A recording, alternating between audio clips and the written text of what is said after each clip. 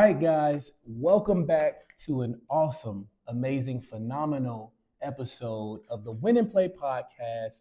And I am your host, Sean Gary, national youth speaker and author of Ricardo's Race and Ricardo's Race, the activity booklet, and some other books. And anyway, we have a great person with us today. This is going to be a great episode. Make sure you lock in. Go ahead and tell them subscribe, like and subscribe. You got to hit that subscribe button, guys. Come on. Click it, click it, click it. There you go. There you go. Now we got you. There we go. And for those of you who are back, welcome back. And thank you for joining us again. And if you haven't, go ahead and subscribe. And if you're watching for the first time and you're like, what exactly is this? So this is principals, teachers, and parents, and any other youth advocate, anyone who has some experience working with youth. And we get to interview, hear their stories, and what they did, their journey, and education or whatever, however they're impacting youth. And then we always wrap it up with some win and plays, right? So we start every episode with this gift over here. And it's the Win and Play podcast. So with Win and Plays in sports, the goal is to get to the championship game. And then, of course, you hope to win and get that ring. That's right. That's right. So you get to choose first which one you want out of the ring pops. I got to do the color of your tongue. Color your tongue. And what flavor is that one? Purple berry punch. Purple berry punch. This one is rainbow sherbet. So rainbow sherbet. I have no idea what that's going to taste like. I don't know. Like. I've never heard of purple berry. Purple berry. Is it going to taste like a blueberry but purple? Can you taste the color purple? Right, yeah. We're about to find out. But that's great. Right. Let's see. Purple berry. I need some water first. Not bad. Is it grape or no? Just berry-ish? It's grape-ish. There's some berry. There's some grape. This one isn't bad. Sherbet. I thought I wasn't going to really like it, but that one's not bad at all. It's not rainbow, though. That's definitely gold. Yeah, it's not. It's definitely not rainbow. They definitely lied. Yep. Ring pop, we're going to have us a conversation. False advertisement. Look. All right. So go ahead and introduce yourself to the people, who you are, and you don't have to tell them all the details yet because we'll get into that. But however you would introduce yourself. I'm Rachel Waldman. I am a teacher. This is my fifth year, I think. Fifth year teacher. What do you want to know? I don't know. Fifth year teacher, and we're going to get started right now. So let me ask you this. When you, as a teacher, is it something that you always wanted to do, or you just recently said, you know what, let me try that? Or was it an experience, something that happened that made you say, you know what? Everything, both. Okay. So you'll never hear this before? Okay. I knew I wanted to be a teacher when I was 6 years old. I told my parents I'm going to be a teacher. I played teacher. I had my stuffed animals lined up. I gave them homework. What? I gave them work. Yes. I remember going Quit sleeping in class. Exactly. I remember going to the teacher store at 8 years old. That was my Christmas present. I got to spend $50 in the teacher store. What? As an 8-year-old. So wait, you was in a teacher store, like one of the real teacher stores? Yeah. So who'd you go with? My mom. So your mom taught? No, there's like stores that sell teacher products. It's not like ones that's only for teachers. It's okay. Has all learning products. I got you. But only teachers. And you said, Mom, I want these things here. You was in there shopping. For I got myself a lot of erasers, some stickers, some more worksheets for my stuffed animal. Oh my goodness. Yeah, but then, hilarious. Ironically, when I was in high school, I studied chemical engineering for 3 years. Oh wow. So I went to college for chemical engineering. My third year in, I said, this isn't for me. I'm not happy. I don't like going to class. I don't like doing this. Would I've loved it? Probably. But then I changed my major to education, and here I am. I still ended up back at teacher, like I said I was going to when I was just a wee little guy. Wow, that is so cool. Turned it around. That's cool. So you said not too many people know that, huh? I mean, if you know me, you do. But it's also not a common thing. Most people, when they say they're teachers, that's all they've ever wanted. Yeah. Most people don't go to it and then come back and then go back to it. It's usually just that's what when you decide, you decide. Yeah. Teachers definitely a calling. You gotta have a calling as a teacher. It's not just for anybody, but yeah.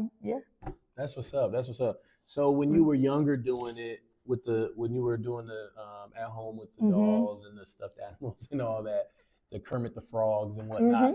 Did you like what inspired that? Like, was there something you seen on TV? Like, what made you want to do that?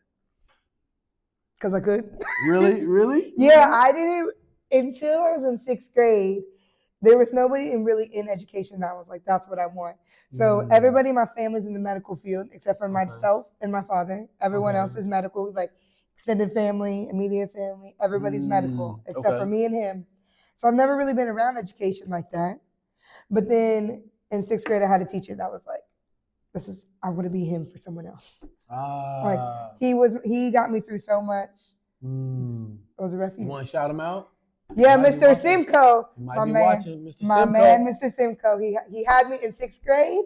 He hated me. No, he didn't. I'm a lot, as y'all can tell already. I'm sure I'm a lot. I was a lot then too. But he got me through it. We went through some tough times. That's what's up. Where's home? Where was this? Here in Cincinnati. Okay. Born and raised. I haven't left. I mean, I leave all the time. Shh, don't tell people. Right. All the time. But I've always lived here. Okay. Here. That's what's up. And that was what grade? 6th grade? What was he teaching? He taught me ELA and another subject. Was that like middle school then, or was the school that's still elementary? I don't know. So my school went K to 8, so it was just grade school. Okay. So we didn't separate elementary, middle school, junior high. We just had grade school and high school. Okay. So it really depends. I guess that's more like middle schoolish. 6th grade be like middle school. I think. Because some places 6th grade is still elementary.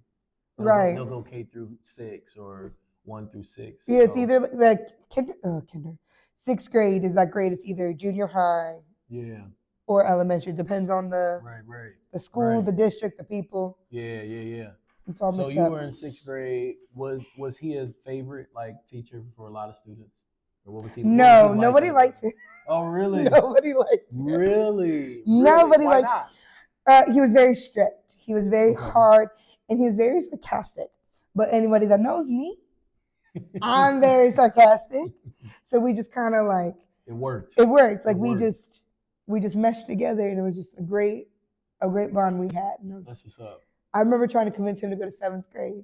when I was at the end of the year, come on, you wanna go up on me? You know you wanna go up. He told me no. Hebrew. Have you been in touch with him at all since then?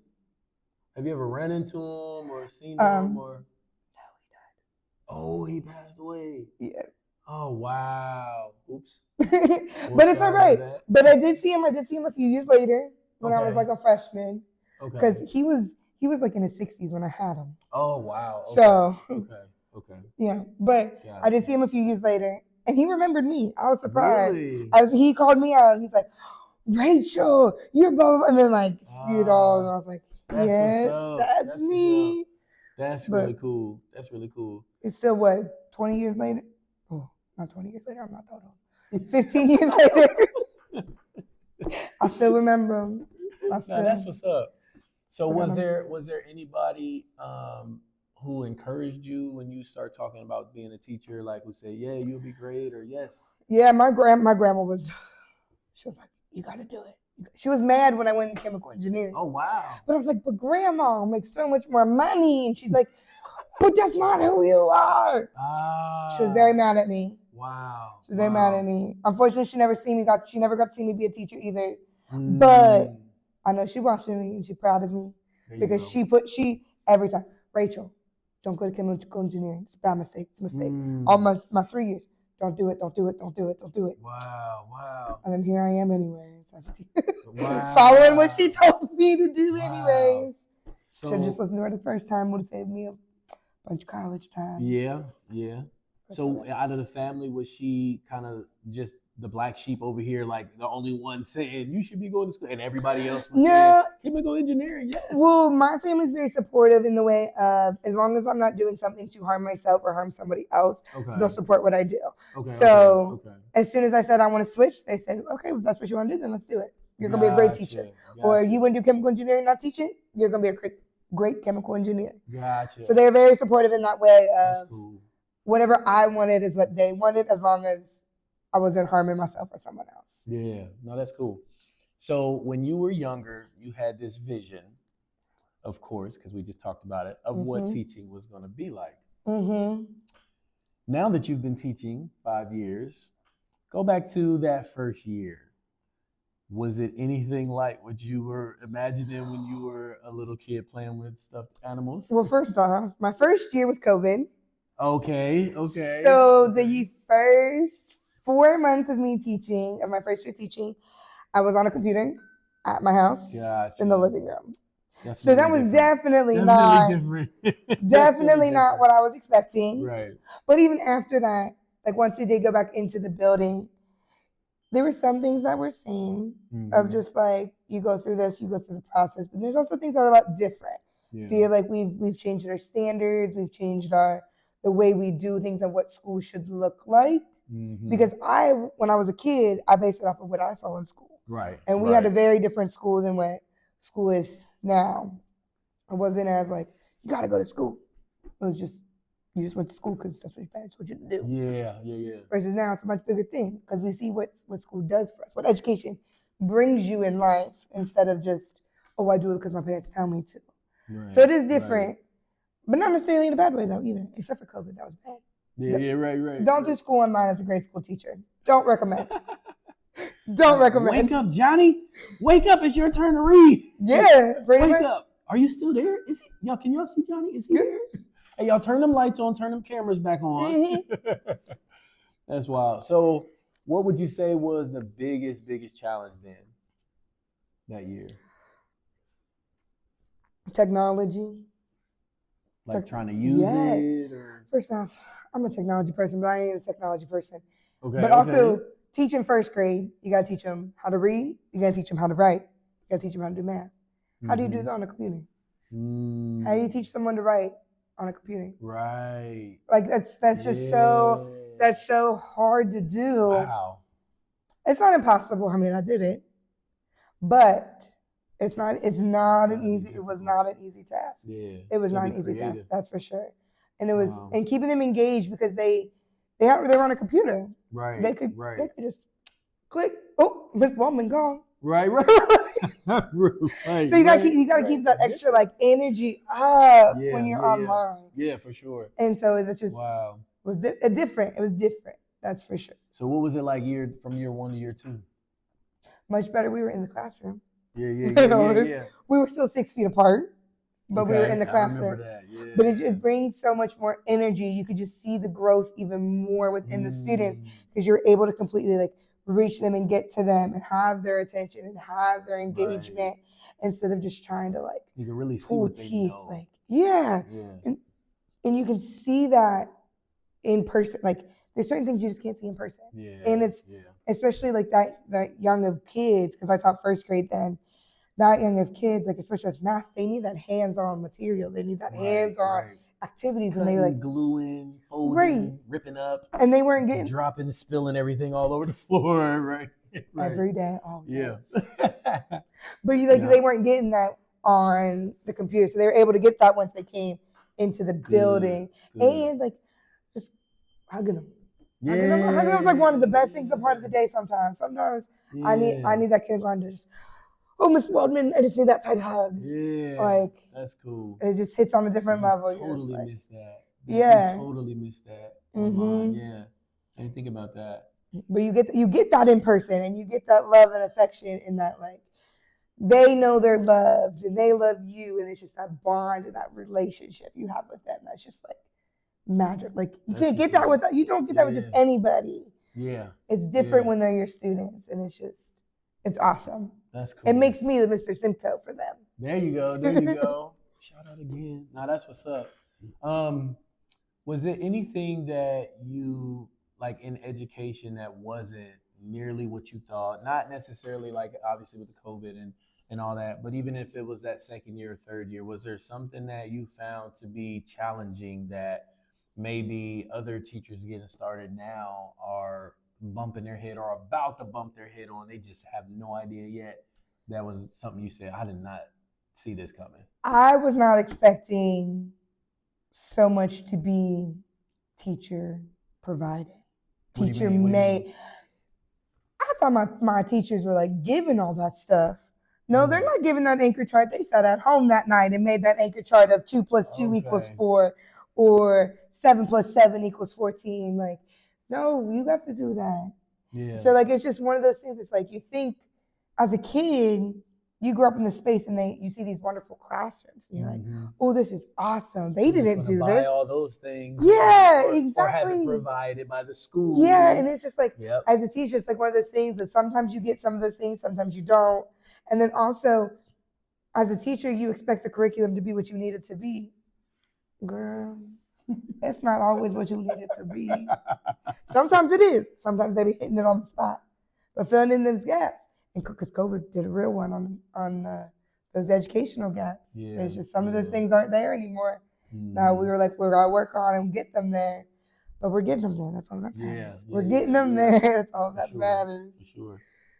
Yeah. Yeah. So how about the art room in the classroom and decorating doors and all that? Even that would be stuff that you didn't get to really do when you're on a computer. Right. So coming into the building now, you get to actually decorate your room and put lights up and pillows and fun stuff. I decorations. Know. My costume's got all the colors. It's like a rainbow through up in my room. There's colors everywhere. But like you say, you don't get that when you're online. Right. Like, you don't get those fun attention looking things for them to look at, and like, because little do they know they're looking at it and learning. They don't know that. Right. If you're a student, you didn't hear that. But parents, we all know it's in there. I promise. Right. Promise it's in there. So it's one of those things. It's fun, but like, you don't get that opportunity on the computer. You don't get that opportunity to just have a word on the wall and then try to figure it out. Yeah. Whereas in person, you can have random words on the wall, and then one day you'll see a student go, oh, that word says win. And you're like, it sure does say win. You read that. You don't get that on the computer. That's cool. Right. Did you have like any friends that were pursuing the same like career path at the same time with education? Or you met all new teachers? I met all new teachers because when I ended up switching to education, I knew one person that went into teaching and then she's dropped out 3 years into it. And then when I ended up switching right to my major of teaching, I met all new people, and then they were just from all different places. Because I went to UC, so we had people from Cincinnati, we had people from Kentucky, we had people from California, we had people from everywhere, like other countries. Like, it wasn't even just the United States. Like, and so I just met all new people of like going into be a teacher. In touch with any of them now? Some of them, there's a few of them that I am, and they still teaching? They are. Good. They are. We troopers. There you go. But we here and we killing it. Yeah. We're getting it done. But we're here. What did you like or dislike most about the education, the degree, like learning and being in school? Like what was it? Or let me ask you like this. Was it something that you feel like you were not prepared for? Is it something that you guys didn't touch on this at all, or you did just like a tiny bit and you're like, man, I didn't see this coming? When you get your degree, every scenario has the golden student. There are no golden students in the world. And so that was something that was an adjustment for me. Classroom management was an adjustment for me. I didn't know what to do. I wasn't a mom. I wasn't a parent. I didn't have nieces and nephews at the time. I didn't know how to handle 30 kids at a time. Yeah. And if I understood the first year, you don't know that. But we're getting there. But it's just something like they don't prepare you for that. And I was just like, I wish if I could turn back the clock and go back to my undergrad to be like, hey, can we touch on this more? Yeah. What about when we have this student that does this? Or something too is, what happens when we have one student who's a lot lower than the others? Or a lot higher than the others?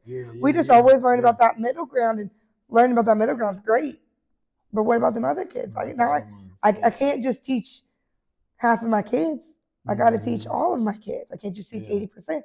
Got to get them all at once. Right. It's like you don't talk about that in your undergrad. You don't talk about that when you're getting your degree. Yeah. So it's just something that's just like, why are we having that conversation? Yeah, somebody else had made mention of the kind of that perfect student scenario. Mm-hmm. Like, we talked about students or whatever, but it was always like the perfect scenario. Like there Right. wasn't the extra stuff that the kid was going through or the wild Right. things that you literally deal with every day. Or like, because like you said, what they're going through. Yeah. You know how many kids throughout my years I've just let sleep in the corner of my room because they didn't get to sleep the night before. Yeah. We're always told, not growing up, we're always told when you're in school to be a teacher, like, no, every kid needs to be engaged the whole time.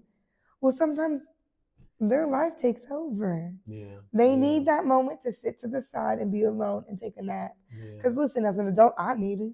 So I know as a 6, 7, 8, 9-year-old, they need it because they can't handle their scenarios as well as like we can. We've been through those things. We've learned those coping skills that they haven't learned yet. Yeah. So like you're not taught that either. You're always taught, nope, 100% of your students need to have eyes on you. They need to be engaged with you. And it's like, yeah, that's the goal. But if I'm only getting 90% because this one didn't sleep and this one didn't eat, well, then that one's going to eat and this one's going to sleep. Yeah. And then they can join me once they take their little nap and once they finish eating. Then we can go back and then we will have 100%. Yeah, and you never know how impactful that little nap or that little extra meal or time to take to eat those crackers or whatever it is. Like sometimes that's that extra piece, right? That's needed to give them that good starting point. Exactly. So they can actually focus and learn, whatever it is. That's exactly. That's good. That's good. Is there anybody now today, 5 years in, that you feel has been influential where you say, this person has really impacted my learning and maybe your style of teaching or anything like that? Anybody who you've leaned on? So it's actually a professor from my master's program. If it wasn't for her, I wouldn't have gone through my master's. Wow. But that's okay. That's all right. That's all right. We got through it. We got it. We got through it. Miss Underwood. We got it. We got through it. Appreciate you. But she really showed me that it's not black and white like you're showed in your undergrad, that you're showed in your classes. Yeah. It's not this or it's this. It's no, you have this whole array. I bounced so many ideas off of her. I still, now that I've been graduated, still bouncing ideas off of her. Wow. So having that conversation of like, hey, what should I do for this? What do you... Or in vice versa. It's not just, she's been in education for, I want to say, it's her like 39th year, 40th year. Wow. Like, so it's been a good minute that she's been in education, but she's still like, Rachel, how does this sound? What do you think about that? So it's like a back and forth between both of us. It's not just me to her or her to me. It's both of us to get like, and that's but that's also part of being a teacher. It is not just you in that classroom. Yeah. You have 30 teachers in your building. You're all in that classroom in some way, shape, or form. Yeah, that's good. Little do you know, collaboration is key to success. Work smarter, not harder. Don't reinvent no wheels, because then you're just gonna be doing too much work. That's good. That's good. From your perspective, having people in the room helping versus not in the room, did they ever really touch on that much in college? Like other adults? Like a teacher assistant or a teacher aide, or I know that paraprofessional, like there's all kind of different. So we've always had, in my undergrad, it was always, the only time you'll have another person in the room is as a special education para or aide or one-on-one for that one student. They're not. Okay. Whereas now, like, I've been in multiple different classrooms where I have another fully licensed teacher with me. Wow. Now we have the same degree, we have the same licensure, and we're teaching different subjects, but she's managing the class while I'm teaching, or vice versa. And I've had it where I've had a parent in my classroom where, while they're not teaching, they're pulling the kids that need that extra support, and if they don't need the extra support, the ones that what I'm teaching is way too easy for them. So to give them that push, she'll pull them back to the side and be like, okay, you're going to do multiplication instead of addition because you're way past addition. You can do addition in your sleep. Now we're going to move to multiplication. So I've had both ends of the spectrum of being an equal part like doing all the same things, and not someone just pulling for interventions. And then I've heard it's a thing that there's intervention specialists in a room. I've never had that, but though they've always pulled my students out for things like that. But were you ever in a class helping? Like even when you were in college, did you have to get hours or anything like that? So I student taught for 2 years. So I did some time in pre-K, K, and second, where I was half a day for 2 of those years. And no, 1 of those years. I can't math all the time. For 1 of those years, I was half day, and then I'd go to my classes the other half of the day. And then the last year, I was a full-time student teacher in 2nd grade. So half of the year, I was that back person. I was that para of, oh, you need additional supports, let me pull you. And then I'd be the lead teacher every once in a while.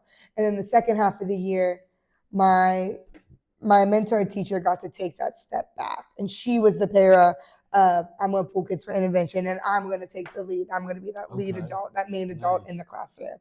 So that was really nice, because then I got to see both ends. And then it helped me now when I have a para in my room or another teacher in my room of how to like help them be successful, and just instead of being like, I don't know what you want me to do.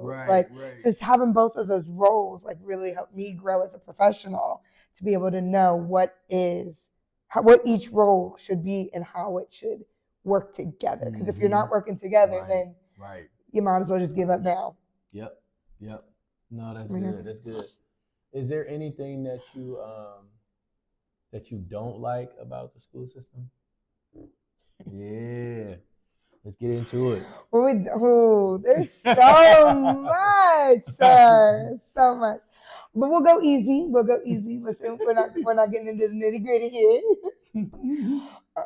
My thing is, yes, we need to push our kids. We need to push them so that they can be the most successful they want to be.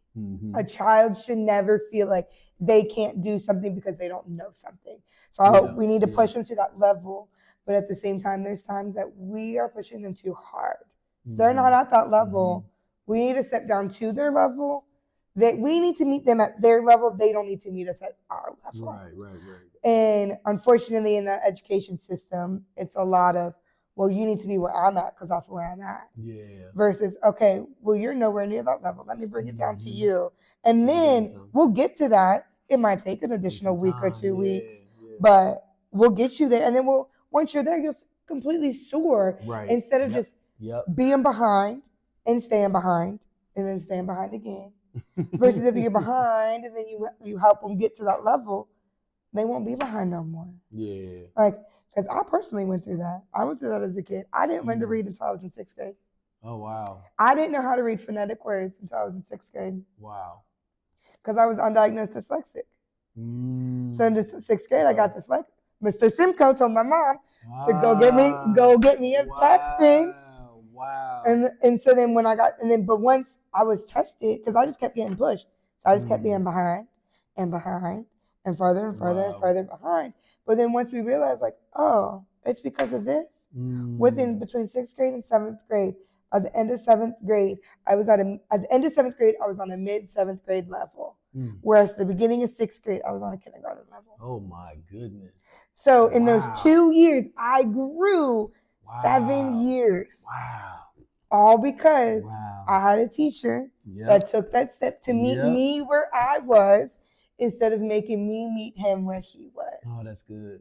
So basically what I'm hearing is a teacher took that extra time to pay attention and notice something to say, you know what, something might not be the same here as I've seen it before with other students. See how I didn't say something might be wrong, right? Right, because it's not different. Correct. It's not wrong. Yeah. There's just something that's different. Even us, you do things different than I do. Why should I be even different for our students? Yeah. Just because they learn differently, then they're like, oh, and then once we figure out how they learn or why they do things the way they do, we can push them to that far level that they need to be at. Whereas if we just like, oh, something's wrong with you, well then, no, something's wrong with you. Right. Like we can't fix nothing that's wrong with you, but nothing's wrong with you. It's you do things differently. And that's exactly what he was. All my teachers were like, she's fine. She'll catch up. Wow. And it's like, no. And you like, I'm in middle school. I'm in 6th grade and reading at a kindergarten level. I remember that. Wow. It's crazy, isn't it? And not because of COVID. Nope, not long before COVID. Long before that. Because we know what some are dealing with now. And it's just like, no, that was years before COVID. Wow. Okay. Yeah. Well, good for him, man, to help you to get there and talk to your parents and all that stuff. That's good. That's good. Let me ask you this. What's the craziest thing that you've had to deal with since you've been teaching? Which time? Because the baby's like, it could be anything. Are we talking from being in the classroom or just being a teacher in general? Both, because it sounds like you can go either way. Let's go. My first year teaching, my second year teaching technically, because the first year was online. Second year teaching, I was in a classroom with, I only had 15 kids because we had to be 6 feet apart. Okay. It was only me in the classroom with 15 kids. First off, great numbers. I was going to say that part probably was nice, right? Right. That part was awesome. That was nice. But I don't have any more space, teacher. I have in the room. You have 6 feet between each person. No. I know, it's 6 feet apart. Yeah. That's all the room I have in here. Don't give me no more. But I had a student, we'll call him Joe. Joe is Joe. He had a lot of things going on at home. And so those things that he would see, unfortunately, came in the classroom. So one day, he goes, Miss Waldman, I made you something. I said, okay, Joe, what'd you make? We got Play-Doh out. We got Play-Doh. So he brings me up the Play-Doh. And he goes, so, you made me a pizza? He goes, that ain't no pizza. I said, what do you mean that's not no pizza? What do you mean that's not a pizza? He goes, that is not a pizza. This is my products. His products? Yes, sir. I said, oh, wow. Okay. Wow. I said, oh, your product's a pizza. And he goes, like, nah. Yeah, pizza. I said, okay, Joe. All right, let's go have a conversation by ourselves. Man. Let's go have a conversation. Let's go find a principal and have a conversation. Wow. But that's what he was seeing at home. Yeah. And unfortunately, those are some of the students that you see in your classroom. And it's just like, if you don't know those things either, you don't know how to handle those things. Mm-hmm. And you never know what they're dealing with until they say something or you notice something but you got to be paying attention to even see. Because that's their normal life. That's normal to them. They don't know that that's not okay, that as a 5-year-old or 6-year-old that they're seeing those things, saying those things, hearing those things. Man. So wild. that was, Mr. John. I know you got another one. What else? So I had a parent. This was the same year. Okay. Not Mr. Joe's parents. It's a different parent. My phone rings at 1 a.m. Okay. And I said, who's that? Right. It's a parent. Decline. Not answering the phone at 1 a.m. for a parent. I was asleep. Listen, I go to bed at 8 p.m. I am up at 5. Not answering the phone at 1 a.m. 2 minutes later, phone rings again. Decline. Minute later, phone rings again. Wow. Decline. Rings again. The 4th time, I was like, okay, something's up. Maybe she doesn't have anybody else support. She needs something right now. Yeah. She really needs support. I'm the only person that she has to reach out to. Answered it. Yeah, Miss Waldman, do they need crayons for school tomorrow? I said, ma'am? What? You said what? I said, can you repeat that? And she goes, yeah, does my son need crayons for school tomorrow? They said you were doing an art project and he needs to know. I need to know if I need to go to the dollar store to get some crayons. And I said, at 1 o'clock in the morning? I said, ma'am, I don't care if you send your kid with crayons to school tomorrow or not. I'm going back to bed. It's 1 a.m. Right. And I hung up. But I was just like, where did that come from? 1 o'clock in the morning. Why were you up Right. At 1 o'clock in the morning. Why were you thinking you could go to the store at 1 o'clock in the morning and go get whatever it was you need? Because at 1, either you got it or you don't. Well, and at this point, it's post-COVID, so things aren't open 24 hours no more. Oh, my God. Walmart's not open 24 hours, and our Kroger's isn't. Nothing's 24 hours no more. So you're not going anywhere at 1 in the morning. I ain't going nowhere. But you call me. I don't know. Or where she called from. I know, but it was like 5 calls. And I was like, all right, well, I'll answer because an emergency. Right, because sometimes like people are out of town, their support system's not there. And I do build this relationship with my parents that I have had parents call me during an emergency and be like, I know it's after school. I said, but is there any way you could do this, and this for me? Right. And I'll be there for my families. But not at 1 in the morning if it's not an emergency, not for crayons. Some crayons. Not for some crayons. I'm doing a project tomorrow. I'll make sure they got the crayons. Bro, you talking about you stranded on the highway? We can talk. But for some crayons. 1 in the morning for some crayons. Yeah. All right, let's go one more. If you could think of one. One more crazy story? Yeah, something else that. Oh, one more crazy story. That you didn't see coming. Or maybe with a parent or another parent, since that one was a parent. All right. We'll go back to the COVID years. Okay. First year teaching. I met some parents on different levels that I didn't want to meet them on. Okay. Because their student would be on Zoom. You can see things in the background. Once again, you don't know what home life is unless they tell you or you see it. Oh boy. I met some parents that were in some questionable things, lack of things, doing things that we shouldn't be doing, or just one. There was one that the other kid got in trouble, so she's sitting there yelling about him in the background. I'm like, I'm glad you're disciplining your child, but like, can we not do it with your other student where like 20 other kids can see it? Can we not do that? So this is my time to shine. Yeah, but there was some that first year I definitely had some parents. I'm just like, remember this is a camera that's recording because we had to record all of our sessions in case a kid missed. I can see you. In case a student missed, we had to record it and we had to send them the recording. Yeah. And when you record, you can see everybody's camera. So all the other parents, all the other kids, those recordings didn't get sent out those days. Yeah, right. Those recordings didn't get sent out those days. For some reason, was anyone ever just naked in the background? Yeah, like, that's lack of stuff. I mean, but could be like they should have had a little more than they had, but oh no, the one little girl. I distinctly remember this little girl. We'll call her Allie. Little Allie. Little Allie. Sorry, my sister, you're fine. It's not you. Little Allie is sitting on her computer screen. Mom walks in with a towel.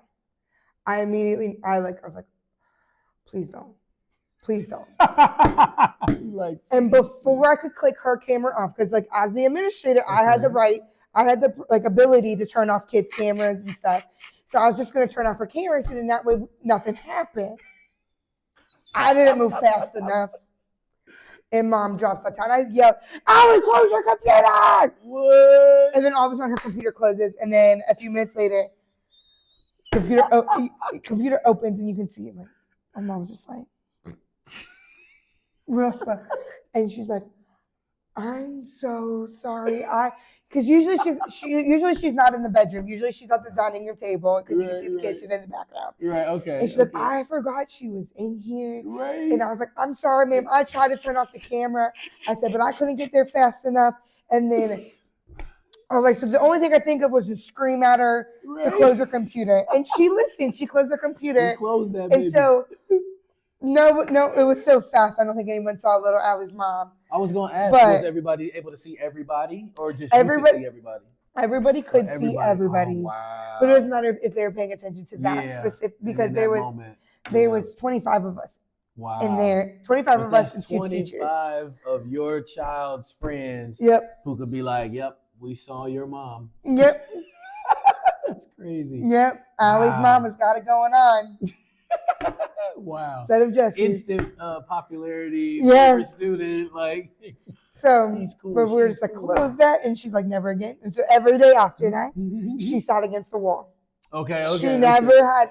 There was never ability for someone to walk behind her, to be behind her, any way, shape, or form. Learned. Never again. Her mom was like, "This is not happening again." Right. No, ma'am. No, ma'am. Oh, that's funny. Okay, so, all right. Before we get to our A and B, last question: is there anything that you personally would love to change about teaching, education, classroom stuff, classroom management, anything like in the building? Is there anything that you said probably a couple times you've thought about maybe and said, you know what, I would love it if this was different? I would love to have the outside support that people claim there is. What do you mean? So you've always hear, as a teacher especially, you always hear, "Oh, God bless you, you're a teacher. Oh, you're a saint. I couldn't do that. I don't know how you do it. I promise you, props to you. You do it. You're awesome. You're amazing." But then when it comes time to actually give those supports, they're magically not there anymore. Yeah. It's, "Well, why aren't you doing this? Why aren't you doing that?" Well, what happened to props to you? What happened to I couldn't do that? Right. What happened to do this? And that's part of the reason that's why a lot of teachers are leaving. Because as we know, we're in a teacher crisis right now. Teachers are leaving left and right, and because of things like that. Because we're held to the standard, which nothing wrong with being held to a standard.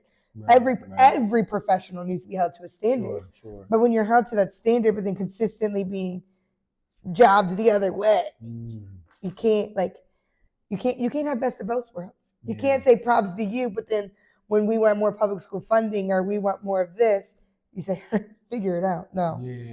Like you can't have your cake and eat it too. Support, funding, all kind of stuff. Yeah. Yeah. So just that, like when you say you're supporting, fully support. Don't just support because you hear I'm a teacher. With words. Right. Oh, great job. Right. Because this or need that. Oh, okay. Keep up the good work. Right. It's every once in a while, good job. That's great. Amazing. Yeah. Everybody needs those words of affirmation. But when it comes time to doing all those things, I'll be saying, no, you don't need those. You don't need those. When you're telling me good job, but now I'm asking you for help. Right. And you're saying, too bad, so sad. Well, I can't do a good job no more now. Yeah. Now, when you say that, I think of from a parent perspective where parents are saying, great job, if you need anything, let me know. Because, people say that. Yep. But then when it's like, okay, we need toilet paper, tissue, we need boxes, we need marshmallows, we need different things, crayons, whatever in the classroom. I'm hearing you, and this is where I'm going with what I'm thinking. So, but it just hit me that it could also be going a different way. It could be from the admin side, from the district side, from the the school system saying, "Hey, great job. Well, we need supplies or we need this or that in our classrooms." Okay, no, just figure it out. It's completely 100% both. It comes from the parent side of, like you said, saying, "Oh, let me know what you need and I got you." Right. And I'm not saying there's not parents like that. There are parents that I've had numerous parents in the years that I knew if I said, "Hey, Mr. So-and-so, I really need pencils." The next day, their child would bring me 300 pencils. Yeah. And I've had that happen. But there's also parents that say, "Oh, if you need anything, let me know." And then you ask for a pencil, and they're like, "A pencil? What you think I..." Right, exactly. You get their own pencils. Or like you said, too, like even like admin districts of, "Oh, I want you to implement technology." Okay, cool, I'll implement technology. I can't afford technology for 30 students. Yeah. But we're not going to help you get technology. See. Or we're going to get you technology so old that they can't do anything with it. Yeah. So it's like, which you can't have. You got to balance that scale. You can't have one extreme or the other. No, that's good. That's good. So if you are in a position where you can support more than verbally, we like the verbal, but do something. Like do something, and that's either side of the spectrum. Teachers need that extra help. So some may not even admit it or say it or ask for it. but it's always a need. I'm sure there's always a need. Something could be. And it doesn't have to involve money. That's the key. Yeah. It can be as simple as cutting an activity out for us. Because as a teacher, we're the ones that cut and laminate all those activities. They don't come to us like that. Cutting those out for us, making copies for us. Those things that what it costs is your time. Take up time. Yep. That's all. That's all it costs. It doesn't have to be money. Because not everybody has that money, and I get that. I know there's times I don't have that money to help support my students, my son's teacher.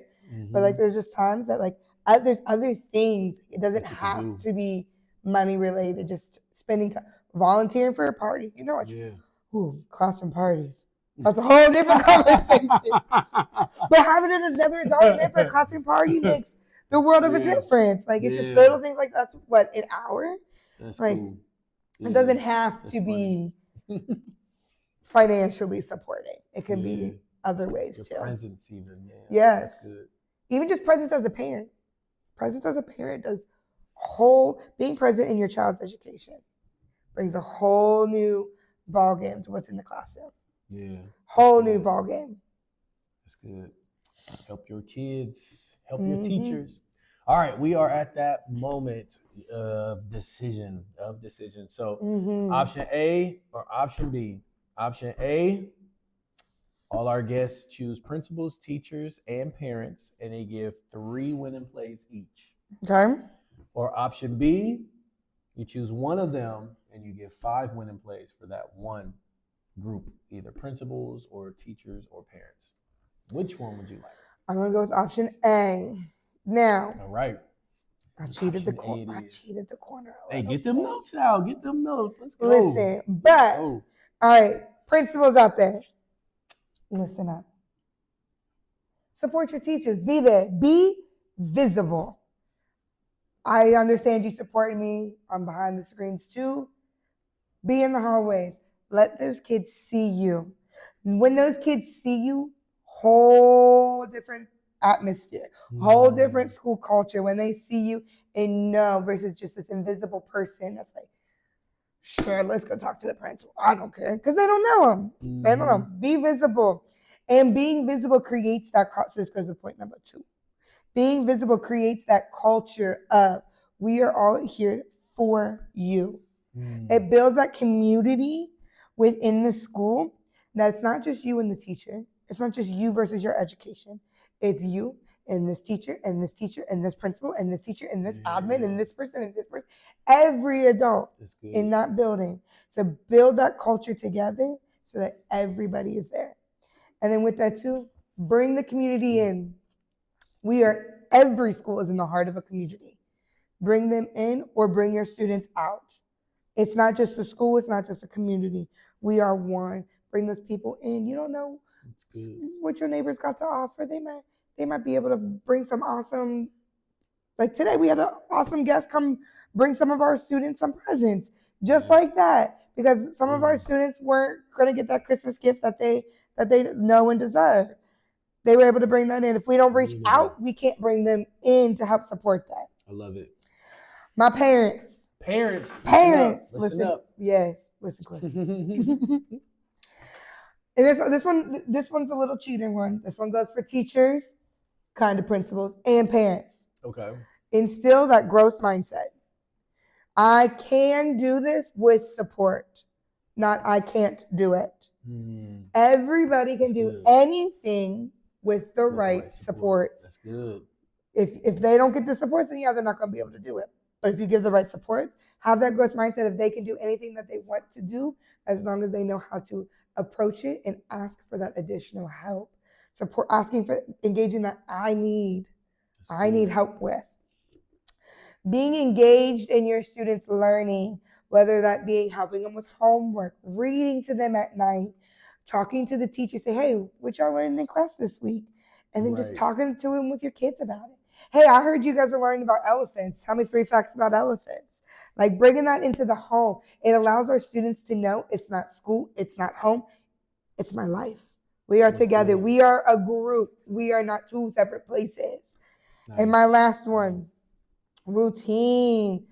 Children love routines. They'll never tell you. They will never tell you. let me rephrase that. They will lie to you and say, I don't like routine.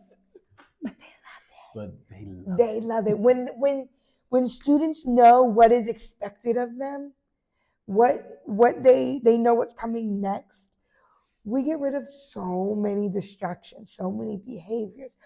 And then they grow so much because we're able to focus on those important things. Yeah. We're able to meet them where they are and close those gaps because they know this routine. So if they have that routine at home and at school, it just sets them up for the ultimate success. Nice. All right, my teachers. I got 2 more for you. I already gave you the growth mindset. That's right. Second one, collaboration. Don't reinvent the wheel. Don't do it. If your teammate did it, there's no reason why you can't use it too. If the teacher 4 grades up used it, use it, maybe modify it so that it reaches your kids. Because first off, if your kindergartners can do 4th graders work, props to you, teachers. Props to you. Mine can't. But tone it to the way for them. Don't recreate things just because you can. My last one. This is a hard one. This was a hard one for me. Be prepared. You can never be prepared enough. Never enough. But be prepared. When you walk into a space and students know that you know what you're doing, they're going to be more engaged. 2, it follows that expectation if they know what's expected of them because they know what to do. Right. Whereas if you're frantically running around the classroom trying to figure out, where's this? Right. And guess what they're going to learn to be? They're also going to be learning. They are looking at you, whether you think they are or not. That goes to parents too. They're looking at you. They're watching you. They're seeing what you're doing. And they do those same things. Yep. They do those same things at home, at school, everywhere. They're watching you. They watch every adult. Little do they know that they are. Little do the adults know that they are. Right. But they're watching them. So That's just good. Be prepared. You are prepared. You'll set your kids up for success, and then your kids will also be prepared. That's good. That's good. I love it. Rachel, thank you so much for sharing those nuggets, your experiences, your stories, some funny ones. Big time, the mom in the background. That's hilarious. Walked in with the robe and you just knew, like, yep. Here we go. Before we go, is there any last words, any shout outs, anybody you want to say what's up to? Anything? Shout out to all of my students. Y'all gonna watch this, little do you know. All of my students, y'all are awesome. Y'all are amazing. You can and will do what you want in life. Yeah. That's all I got. I love it. Appreciate you. Thank you so much for being on. Big time. And guys, go ahead, and I know you've been taking notes. If you haven't, shame on you. Go back and watch it again and take some notes and be able to share this with another educator, another parent, maybe a principal, and like and subscribe and share. And until next time, guys, we'll see you on the next one. It's your boy, Sean Geary, and I'm out. Peace. Awesome. That was fun. Now it's like, how do we get out? But side note, that parent. What'd you say? That parent, the one that called me at 1 a.m. was also the one that I